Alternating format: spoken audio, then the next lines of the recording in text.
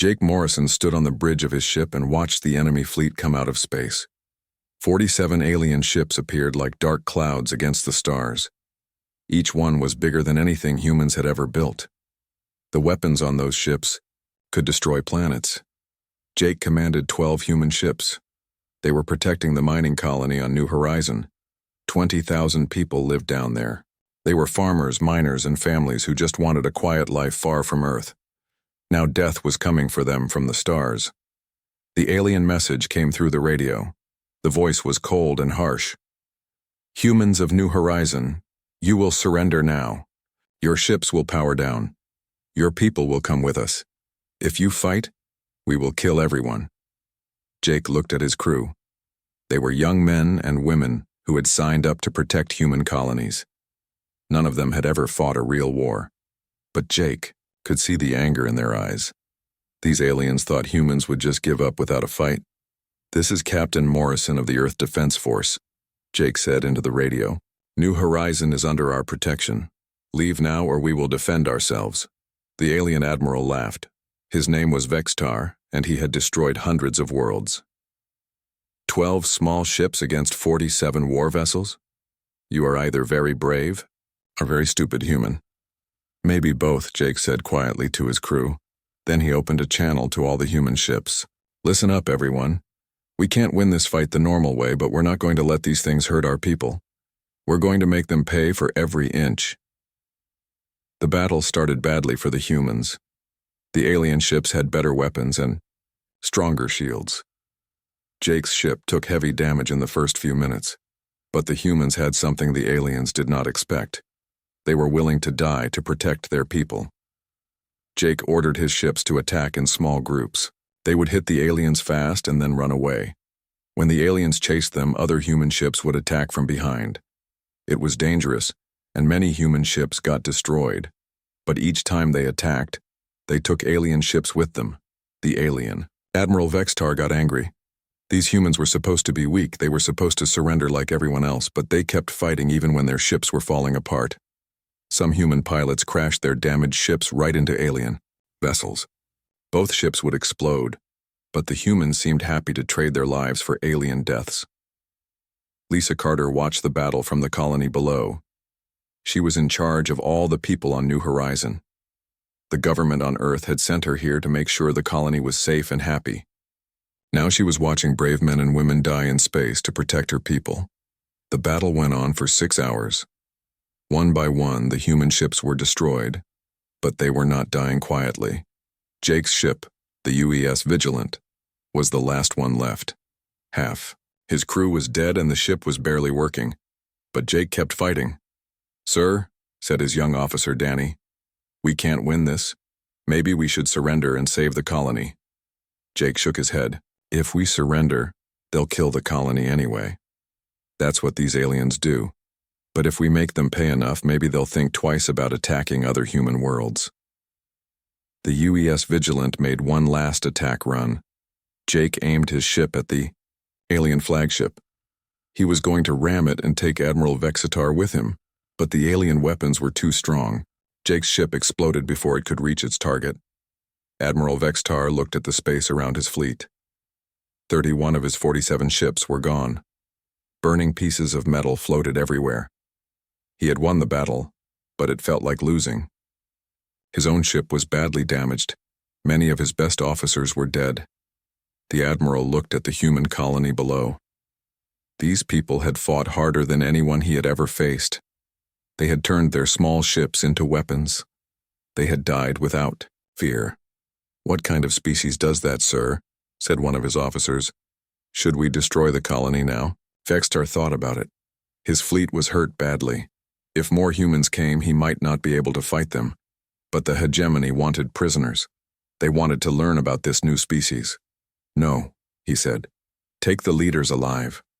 We need to know more about these humans, and send a message to the High Council. Tell them we found something dangerous out here." Lisa Carter was captured along with a few other survivors. As the aliens took her to their ship, she looked up at the stars. Somewhere out there, Earth was waiting. The aliens thought they had won an easy victory. They had no idea what was coming for them. On her finger was a simple wedding ring. Hidden, inside was a quantum communicator that could send messages faster than any ship could travel. Before the aliens found it, Lisa would send one message home. Earth needed to know that war had come to the colonies. The aliens thought 12 ships were dangerous. They were about to learn what happened when they made Earth itself angry. Lisa Carter sat in the small dark room on the alien ship. Her hands shook as she twisted the ring on her finger. The aliens had taken everything else from her, but they thought the ring was just jewelry. They had no idea it was the most advanced communicator humans had ever built. The ring was warm against her skin. Inside it, quantum particles were dancing across space faster than light itself. The message would reach Earth in just a few days. The alien ships would take weeks to travel. The same distance.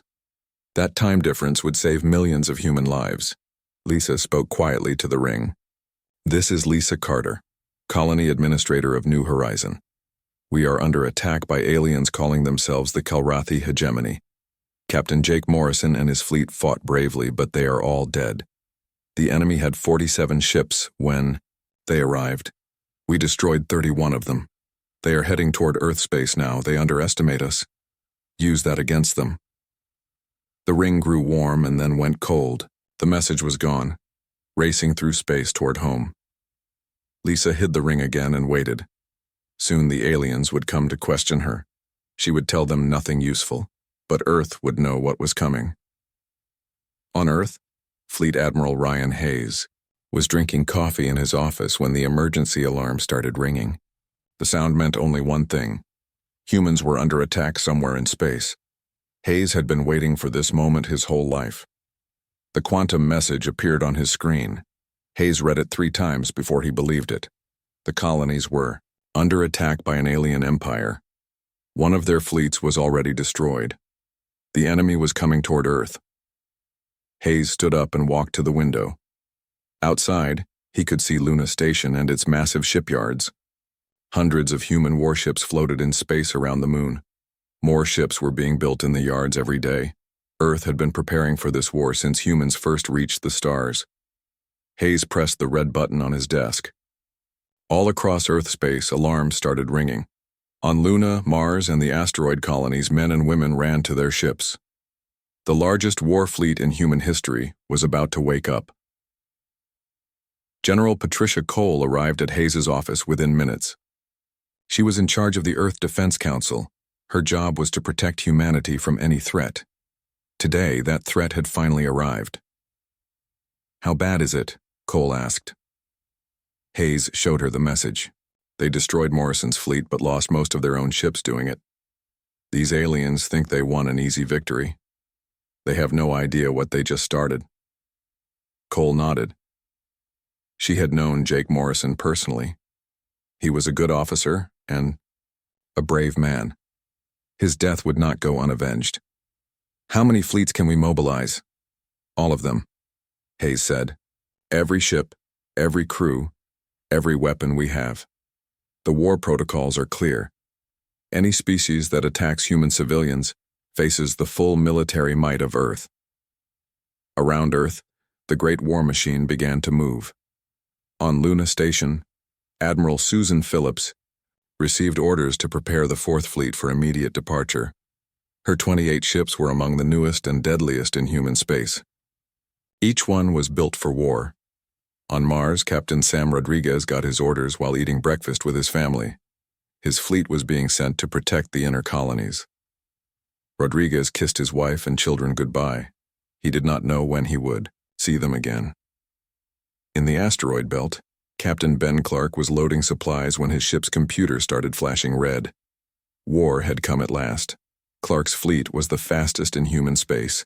They would be the tip of the spear that would pierce alien hearts. The mobilization took 72 hours. 11 full battle fleets moved into position around Earth. Each fleet had between 20 and 35 ships. Each ship carried enough firepower to destroy a city. Together, they were the most dangerous military force in the galaxy. Hayes watched from his command center as the fleets formed up. 347 warships ready for battle. Each crew had trained for years for this moment. Each captain knew that the survival of humanity might depend on what happened next. The aliens made a mistake, Hayes told Cole. They think humans are weak because we live peacefully. They think we'll surrender when we see their big ships. They're about to learn that humans fight differently when our families are threatened. Cole looked at the display showing all the human fleets. What are your orders for the fleet commanders? Hayes smiled coldly. No prisoners, no mercy, no negotiation. These aliens wanted to see what humans do in war. They're going to get a very clear demonstration. The first human fleet jumped to hyperspace 6 hours later. Captain Danny Wright's 7th Fleet was heading for the border colonies to evacuate civilians. But they were also carrying new weapons that had been secretly developed for exactly this kind of war. As more fleets departed, Hayes received another message. This one came from alien space. It was Admiral Vextar, the alien who had attacked New Horizon. The message was simple.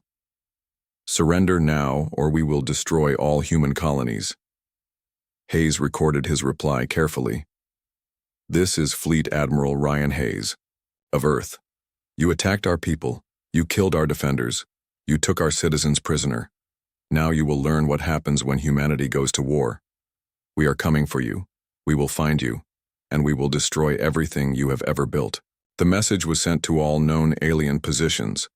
Let them wonder how many ships Earth was sending.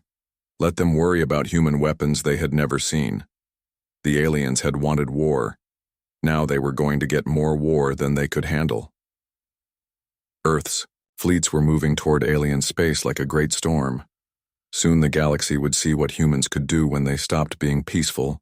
Admiral Thekmore looked at the stars ahead and smiled. He was now in command of the Kalrathi 3rd Fleet, after Admiral Vextar's failure at New Horizon.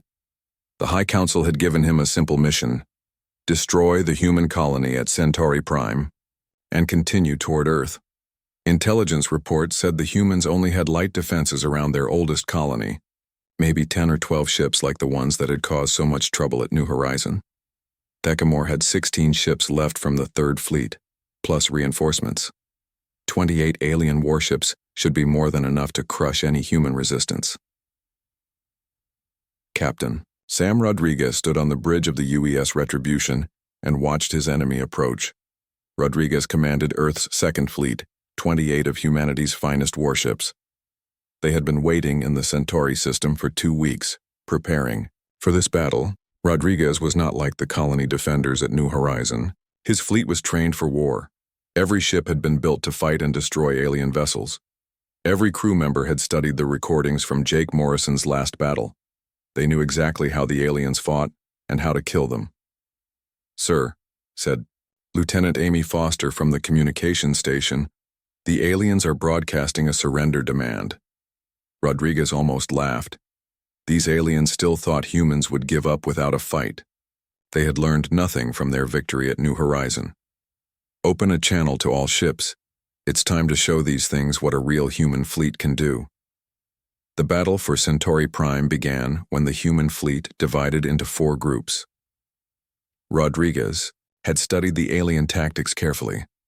The Kalrathi liked to form a single large formation and attack with overwhelming firepower, but that made them slow and predictable. The first human group attacked from above, while the second group hit the aliens from below. The aliens turned to fight the upper group, exposing their weak rear shields to the lower attack. Human weapons tore through alien armor like paper. Admiral Thekmore watched in shock as 3 of his ships exploded in the first few minutes. These humans were fighting completely differently from the colony defenders. They moved like dancers, always attacking from the direction he least expected. "All ships, concentrate fire on the human flagship," Thekmore ordered. If he could kill their commander, maybe the rest would panic. But Rodriguez was ready for that move. The UES Retribution was built to take damage. Its shields absorbed the alien attack while human weapons continued to destroy alien ships. 2 more Kalrathi vessels turned into burning wreckage. The battle continued for 4 days. The humans never let the aliens rest. When one group of human ships needed to reload or repair, another group would attack from a different direction. The aliens were always fighting, always taking damage, always losing ships. Rodriguez used every trick Jake Morrison had discovered, plus new ones his fleet had practiced.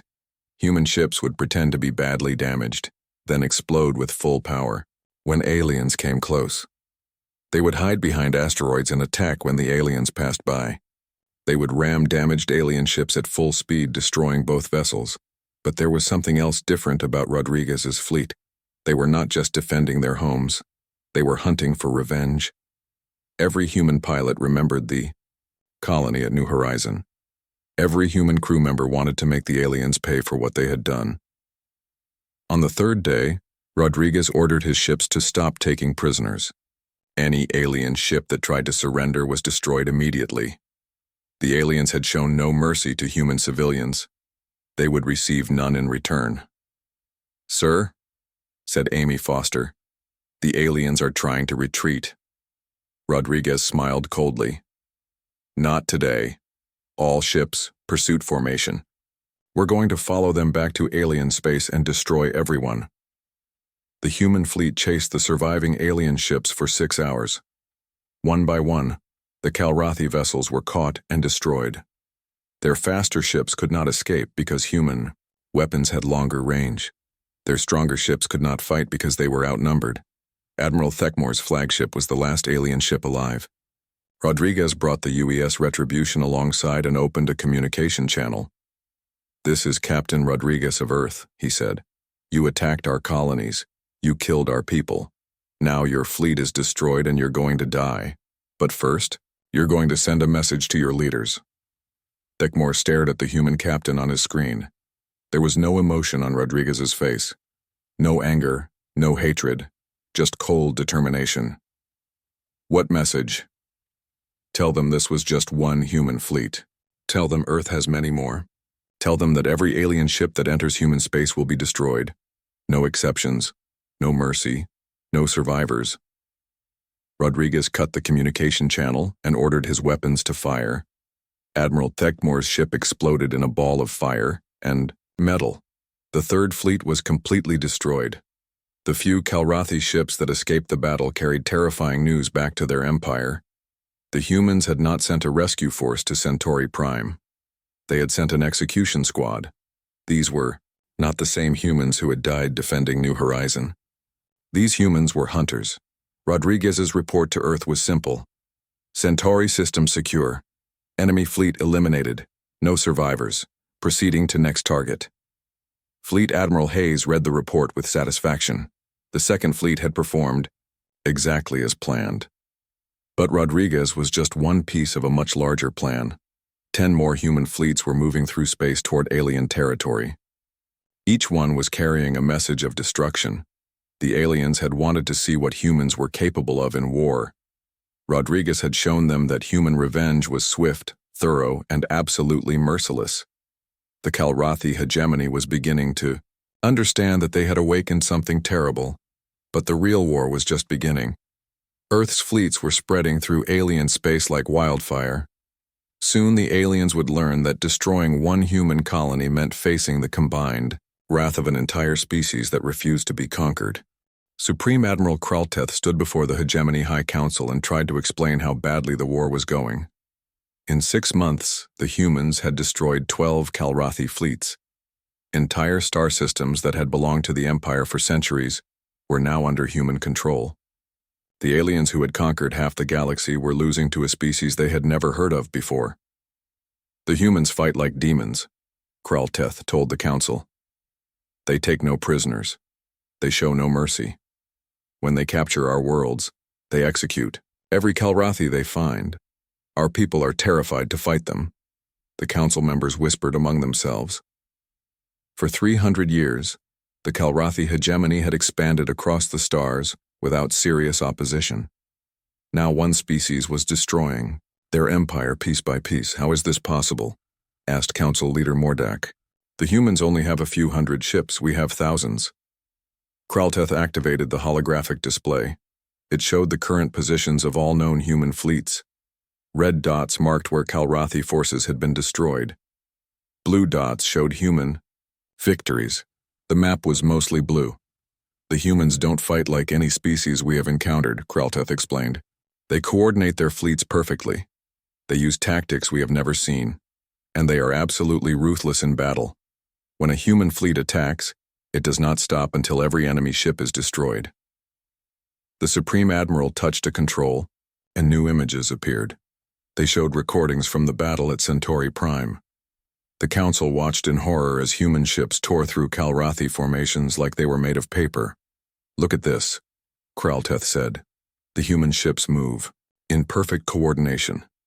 They attack from multiple directions simultaneously. They use their damaged ships as weapons, and when the battle is over, they hunt down survivors and execute them." Council leader Mordak was getting angry. "Then mobilize the Grand Fleet. Bring every ship in the Empire to one location. Crush the humans with overwhelming numbers." Kralteth nodded. He had been hoping the Council would order this. "I need 800 ships minimum. The humans have 11 fleets operating in our territory. If we can destroy them all in one battle, we can end this war." The order went out across the Kalrathi Empire. From 100 worlds, warships began moving toward the rendezvous point. The Grand Fleet had not been assembled since the conquest of the Nexari homeworld 50 years ago. But these humans were more dangerous than the Nexari had ever been. Lieutenant, Commander Amy Foster monitored the alien buildup from her position aboard the reconnaissance ship UES Shadowhawk. Her job was to watch alien movements and report back to Earth. What she saw made her smile. The aliens were bringing every ship they had to one location. It was exactly what Fleet Admiral Hayes had hoped they would do. Instead of facing human fleets one at a time, the aliens were gathering their forces for one massive battle. They thought their numbers would give them victory. Amy sent her report back to Earth using quantum communications. 800 alien ships confirmed at Kepler Station. They are forming a standard battle formation. Recommend proceeding with Operation Righteous Fury. Hayes read the report in his command center and felt satisfied. The aliens were doing exactly what human strategists had predicted. They were thinking like conquerors who had always won through superior numbers. But humans thought differently about war. "Patricia," Hayes said to General Cole, "activate all fleet commanders. It's time for the final phase." Across human space, 10 battle fleets received their orders. Each fleet was commanded by an officer who had been chosen for their tactical brilliance and their complete ruthlessness in battle. These were not peaceful explorers or colony defenders. These were professional killers who had trained their entire lives for this moment. Captain Ben Clark received his orders while his 7th Fleet was hunting alien stragglers near the border. His ships were the fastest in human space, built for hit-and-run attacks. Clark read his new mission and smiled. Operation Righteous Fury was exactly the kind of battle he had always wanted to fight. Captain Danny Wright got his orders while his 4th Fleet was destroying an alien supply base. Wright specialized in close-range combat where human ships could use their superior weapons to tear aliens apart. His crews were eager to face the entire alien empire at once. Admiral Susan Phillips commanded the largest human fleet, 35 ships of the newest design. Her vessels carried experimental weapons that had been developed specifically to kill alien vessels. Phillips had been waiting months for a chance to test them in real battle. The 10 human fleets began moving toward the Kepler system from different directions. Each fleet would arrive at a slightly different time, appearing around the alien formation like pieces of a closing trap. The aliens would find themselves surrounded by human ships with no way to escape. Supreme Admiral Kralteth stood on the bridge of his flagship, the massive dreadnought Dominator of Stars. Around him in space floated 800 Kalrathi warships, the largest battle fleet ever assembled. Each ship was crewed by experienced warriors who had conquered dozens of worlds. "Sir," reported his communications officer, "we are receiving a message from the human fleet." Kralteth smiled. Finally, the humans were coming. His sensors showed only one human fleet approaching, maybe 30 ships. The odds were perfect, 27 alien ships for every human vessel. "Put the message on screen," Kralteth ordered. Captain Ben Clark appeared on the display. He was sitting calmly on his command bridge, looking directly at the camera. "Supreme Admiral Kralteth of the Kalrathi Hegemony. This is Captain Clark of the Earth Defense Force. You have invaded human space. You have killed human civilians. You have declared war on humanity. Today you will see what happens when Earth fights back." Kralteth laughed. "One small human fleet against 800 ships? You are either insane or incredibly brave, Captain Clark." Clark smiled coldly. "You're about to find out which one. All ships, Operation Righteous Fury is now active. Show them what human fury looks like." That was when the trap closed. 9 more human fleets dropped out of hyperspace around the alien formation, appearing from every direction at once. In seconds, 800 alien ships found themselves surrounded by 347 human vessels.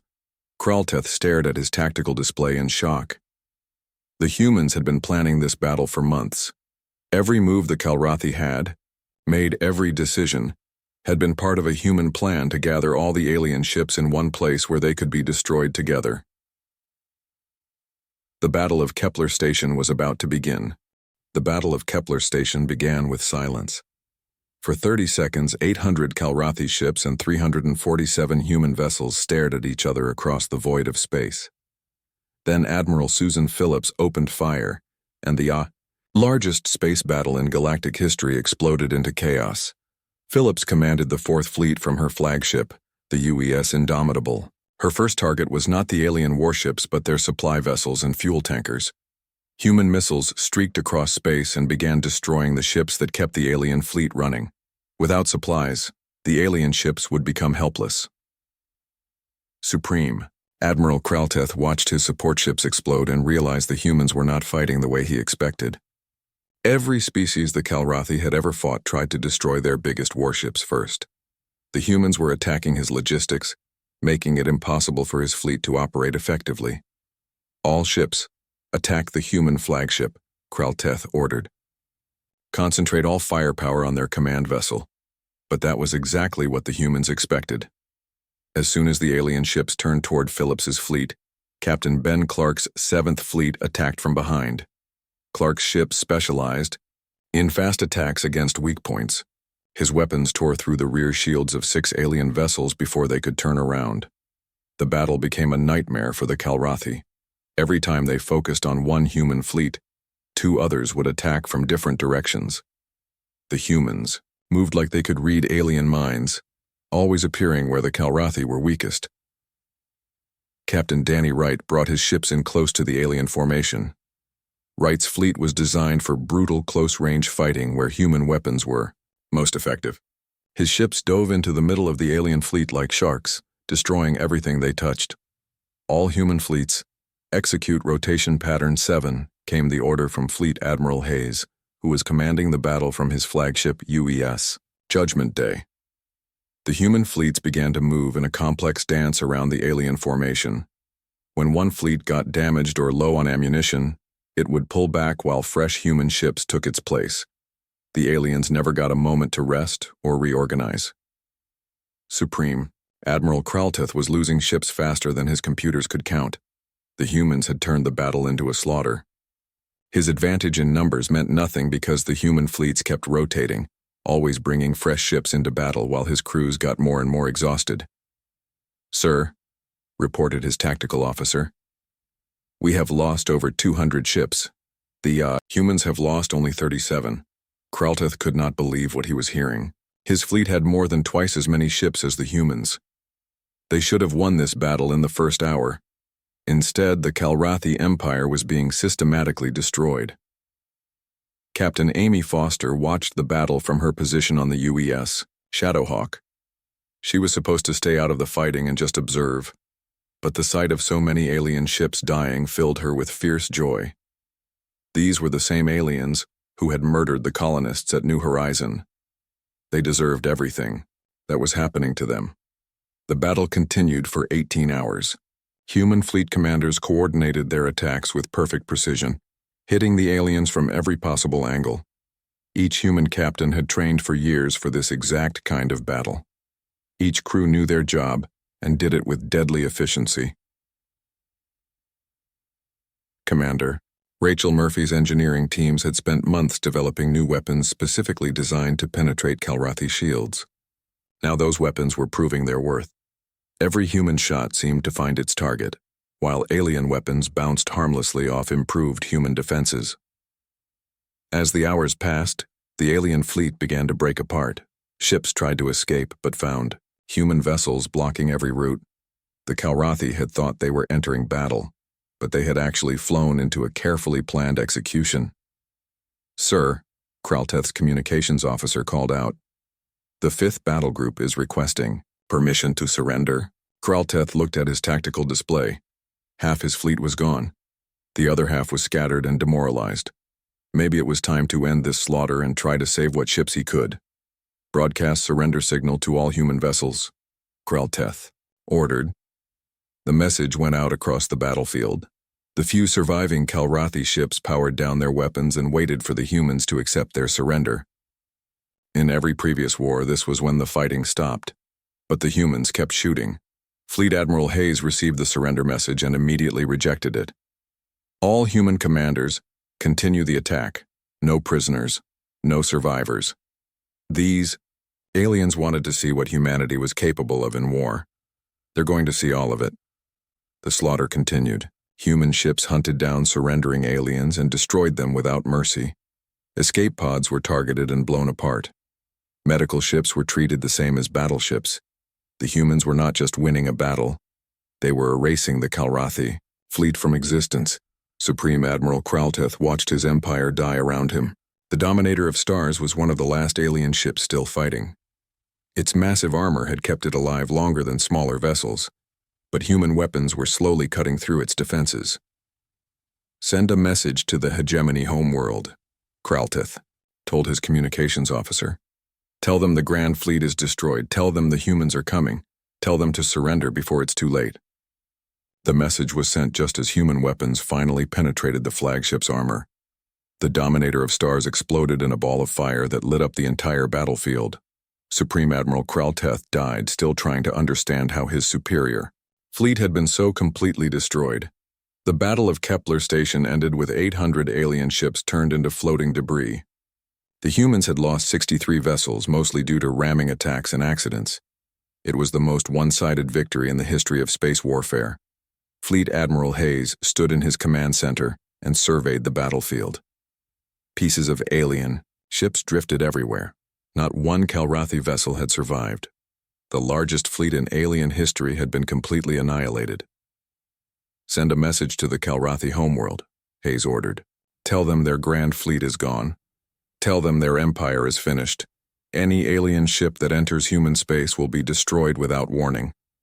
This is the only mercy they will receive." The message was broadcast across the galaxy. Within days, every species in known space had heard about the Battle of Kepler Station. The humans had not just defeated the Kalrathi hegemony, they had erased it from existence. The Kalrathi Empire collapsed within 6 months. Their remaining territories declared independence or fell to human occupation forces. The aliens who had once conquered half the galaxy were reduced to refugees begging other species for protection. A memorial was built at New Horizon where the war had started. It carried a simple message. They came in peace. They died in war. Earth remembered. Below that, in dozens of alien languages, was a warning. Here lie the consequences of underestimating human resolve. The galaxy had learned a terrible lesson about humanity. Humans might live peacefully among the stars, but they never forgot an injury. And when they went to war, they did not stop until their enemies were completely destroyed. The Battle of Kepler Station became a warning to any species that might threaten human colonies. Earth's fleets were waiting, and human mercy had limits.